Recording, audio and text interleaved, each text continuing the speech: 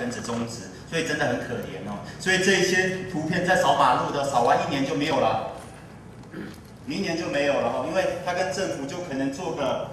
部落美化啊，可是1年之后他不知道做什么，哦，这是往往就是变成是这个样子的。所以同样的问题也发生在石垒部落了哈。我还可以跟大家分享，我们石垒部落会跳舞的蔬菜啊，会跳舞的土地哈，有机会可以跟大家分享。然后这个是我们市长会补助以外的人自己在做的，所以我在部落我是个真的自然农夫吼，我是真的农夫在做那个有机农业的推广。然后我本身也养鸡，所以我养有机鸡，所以人家看到我都叫有机鸡吼。所以认识我的人都知道我是你们健康的好邻居了哈。套一句刚刚江朋友讲的，就是说要好好活着，要吃好的健康才能好好的活着了哈。我们评论人这个头一位是这个王金发教授，教授就是我们这里的教授啊，这个我想可能比在这个上。第二位是这个台邦这个沙路，这个他们是赵总，赵教授不是赵桂英教授，他是卢凯特，对卢凯特，我们泰雅与卢凯，这个都非常好，这个都是我们主任来评论。第3位是隔壁这个林主任是阿美族，那这个林主任我想他很风趣，你想他知道对吧？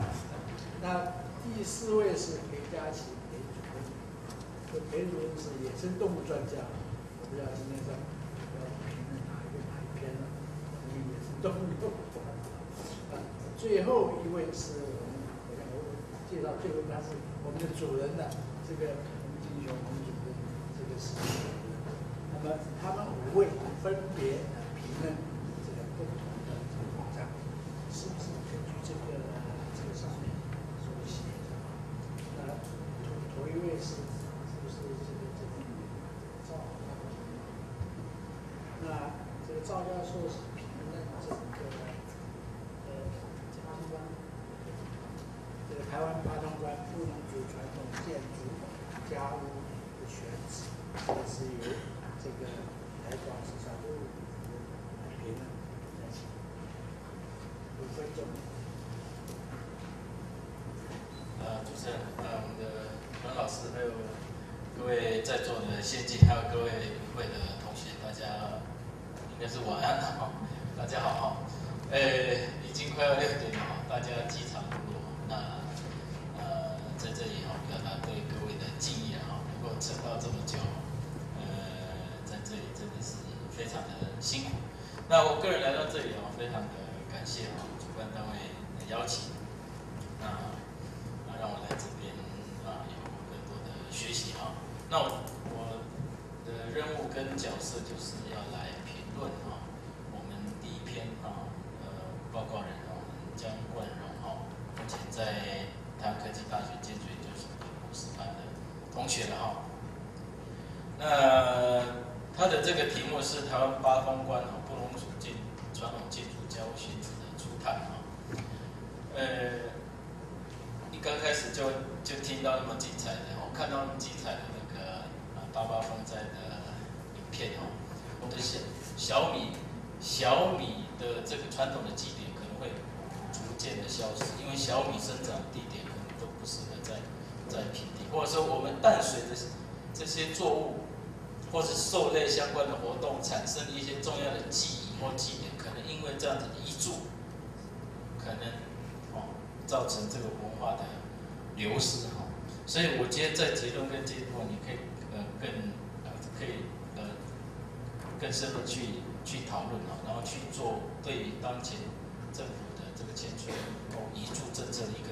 总批判。最后一个技术问就是说，刚你有提你的文章跟你的那个呈现的 PowerPoint 好像有点落差因为你这个 PowerPoint 里面有很多不错的地图但是没有反映在你的这个文章里面。其实地图很重要，因为地图是另外一个文字的展现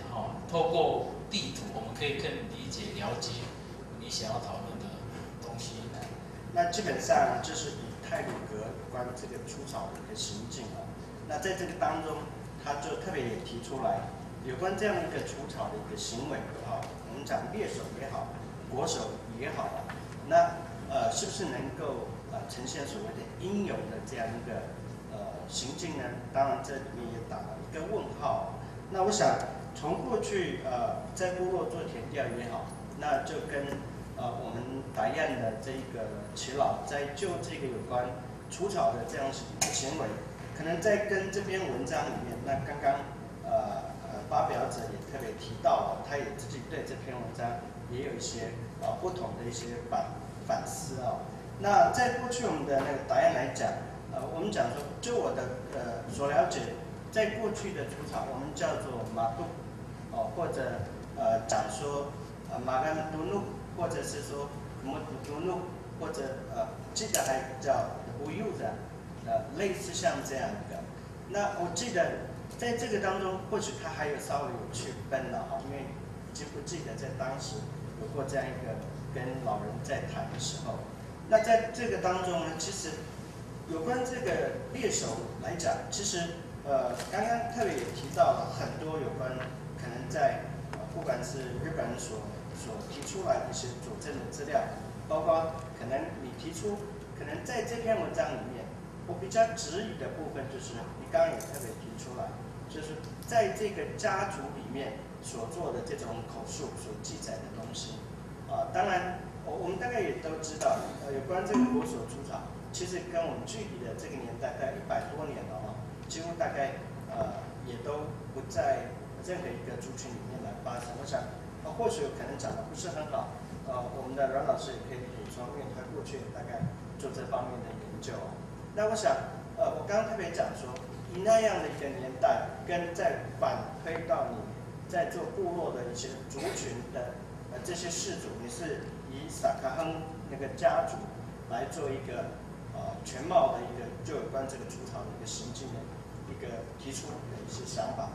我先从全部的人来讲我觉得这5位报告人呢都跟土地有很强的一个关系，文化的根基也都非常的扎实，也是实际动手的这样的一个实务工作者。那再来就是对于文化，对于自己的族群呢有深深的感情。那更感动人的是，这几位的报告都是原味十足。不过呢，也有一些大家要一起改进的部分。不过我们现在就先看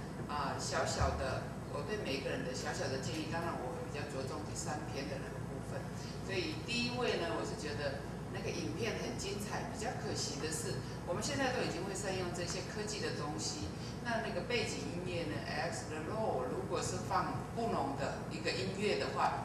那个这样整个背景配下来呢，会更有说服力。然后英文跟中文呢，再用去那个底下的说明就好了那再来就是我会建议你以后对时间的掌控呢，如果再增强一点，你的说服力会更强。那再来第2位的艾宗志艾老师的报告呢，50岁其实还年轻，因为现在开始刚刚好因为明天会更老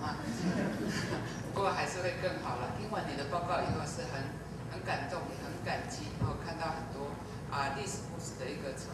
现。那第3位我们这个同胞喜欢上山，大家都跟着你一起跌入山谷然后这个庄志强的猎人的教育呢，如果可以针对这个猎人教育的一个标准在哪里的话那就会更客观的可以跟学校的教育做一个比较。那再来就是说，在参与的时候，你是一个观察者，也是一个研究者，他有没有干扰研究的一个过程的一个可能？那这个部分你怎么控制？如果可以说明的话，那也更好。那罗家安的那个有机农业呢，我们看到了无限的希望，也很想咬一口人场当然是前朝，你都很想把我们都吸引进去。不过听到的后来呢，很多东西你还是在问题上没有那个解决的那个部分还比较弱一点，因为政府的资源可以做什么，没有发现它的后面影响的一个动力。你现在还是在批判那很多东西做了，瞭望台它有没有吸引到人？它有没有产生什么效应？还是村民对它的一个认同所以说，综合以上，你们有一些小小的可以再改进的地方，就是研究的方法那个部分呢还不够清楚。有时候就是一篇论文的目标还稍微多了一点，有时候会跑不掉哦。那前后的连贯性最好可以自己再做一个检核，让你的研究更为扎实。以上报告完毕。好，谢谢。那我现在就请裴教授。前面几位的评论人讲过的事情，我就不重复了哈。那我很高兴看到有很多的年轻人愿意去了解自己原来或者是祖先的生活方式哈，甚至去从中间获取一些所谓的传统知识哈。那各位都是学过现代科学的，其实现代科学或者是西方科学在台湾哈，就是所谓的系统科学。那所以你已经有一个科学研究的逻辑思考。那这也是好处，但是也是危险的地方，是因为你要去探讨的是一个很可能是完全不同的逻辑思考的一个现象。那这个现象呢，你用逻辑思考或者是系统科学的方式去思考的时候呢，你很可能无法理解，或者是会做错误的理解哈。那原来的3倍，所以政府投资的这几十年的东西全部都毁于一旦，现在想要重建谈何容易？最后谈到一个就是石磊的那个有机农业，其实他从产业的部分切进去来探讨他们部落的人事的一些关系我是觉得这个区块，当然好像把问题抛出来了，还是没有解决。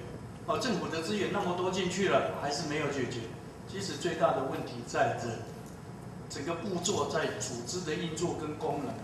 我想举一个例子，任何一个产业都脱离不了一个《西游记》的一个构想跟理念。唐三藏是一个理想，没有做就是梦想，或者是胡思乱想而已。中间有一个人，孙悟空要去执行，要去整个解决所有的困难，要有人去执行。那个或解决困难，或去掌舵。中间还有人要去做营销，做公共关系，到那个沙无尽，都是有一些内部真正运作的人。组织有功能，组织有利益的分配，政府，所以我们不要看到别人的每一个部落都有它的资源，达那伊谷做得好，你有没有达那伊谷的本钱？其实那个大同乡上次也做得非常不错，他也这一次风灾他也压力很大，你并不一定有达那伊谷，但是你一定有你的资源，你有萤火虫的资源所以这个资源是政府的资源是投进去了以后，加上你地方的资源，再加上你地方的组织才能做出来。假使没有组织，都回到原点。有机农业会赚钱吗？很难讲。我在台南看到新化有一个有机产销班，那个产销班成立了到现在10几年，今年解体了，就是小农制的有机农业。现在政府要求越来越严苛，你生产的种类规模不够大，你迟早都要垮。你没有集体运作是很难的。假使你要把所有的资源丢到全部的人身上，那资源的分散也是代表失败的开始。那资源的过分集中也是代表这失败的开始。所以这个部分，你如何去寻求一个平衡点，大家能够运作，能够产生特色，而且大家能够有利益的分配。当然，我这一个部分，有机农业是未来国家的一个大方向。刚刚提到的，老师最近有相关的论述在写有关原住民迁徙还有传统智慧这方面的书籍。那我想肯定，除了老师写过之外，还有一些国外的学者，这一方面我到时候还要再请教老师。那第二个部分就是从台湾族的空间观里面可以看出自己族群的空间的概念。那其实在我硕士论文那一篇自己里面内容也有一些论述到布农族空间的概念。那怎么如何从空间的概念来强调自己空间主权的领域？那这个部分因为在本文没有很大的因为篇幅的关系，没有再放在里面。未来做最后修改的时候会试着再放进去。谢谢老师提醒。那刚刚也提到，就是这文章里面再放一些地图，还有一些更多的地图的呈现，来让这个版文能够更清楚我要表达是什么部分那因为时间关系，我那时候也来不及。那将做结束的时候，到这篇整篇全部都修改之后，会把它放在里面的。谢谢老师提醒。知识结构的问题因为出草可能是代表应用什么什么那些关系，可能只是我抛出这样的议题，可能是不是会去结构，再去重构，再去这个创造这样的一个这个更多的知识希望是说有这样兴趣的人抛出这样的议题的时候能够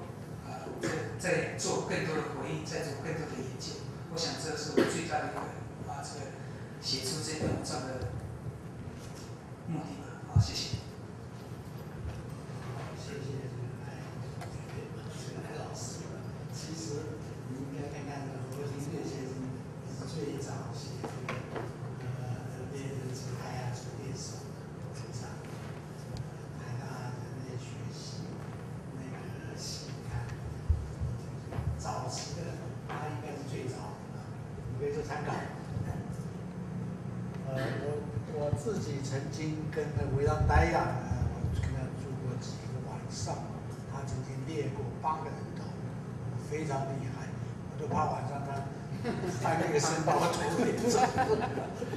就是王章之的祖父。好，继续谈话。好，那下面请吴代老师。谢谢各位前面老师的指正那我在这个部分3分钟，我就直接回应老师刚刚对我的点醒。就是林主任对我的点醒是那个心理学那个部分。的确，我自己在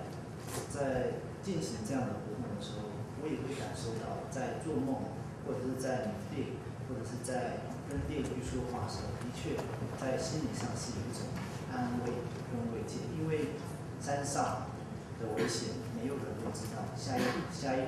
秒钟会发生什么事情。只是我觉得触碰这个心理学的部分，并不是我自己很拿手的一个领域，所以